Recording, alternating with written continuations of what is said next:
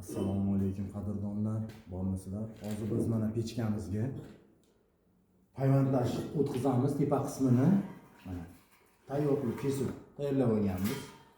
Bir-biriga olib kelamiz mana. O'zini joyi bo'ladi. Mana chizib olganmiz. Mana rosa joyiga to'chni keldi. Endi buni bir-biriga payvandlab olamiz. Endi payvandlashda tepa qismi 1.8 listdan iborat, tag qismi 4 listdan iborat. Shuning uchun tokni ham maksimumni qo'yib olish kerak. Misol 4 ga 4 bo'lsa, qalinroq bo'lsa, balandroq tokda svorka qilgan ma'qul.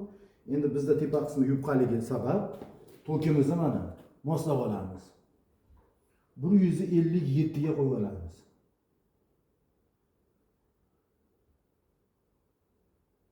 Mana 157 ga qo'yib oldik. Endi svorkamizni boshlasak bo'laveradi.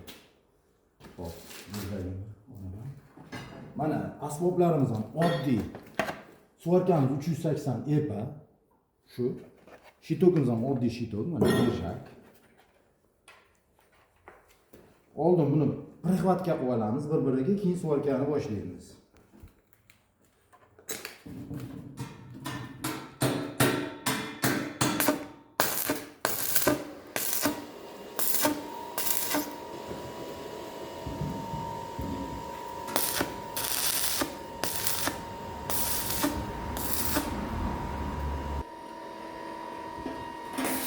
Prixvatka deyiladi, prixvat qilib oldik.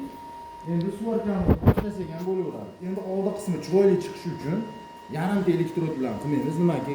O'rtada uzilsa, svorkangiz xunuk bo'lib qoladi. Olib tashlaymiz, mana butun elektrod olamiz.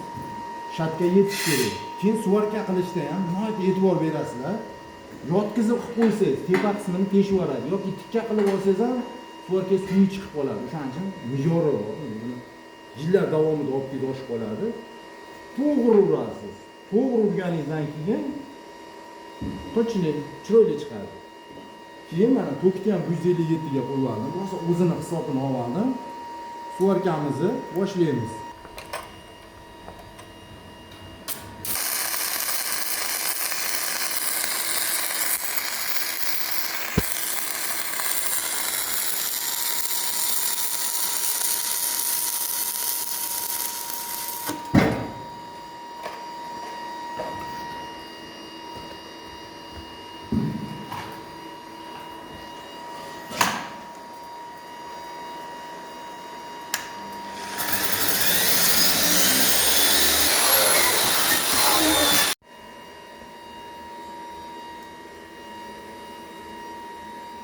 Oldu.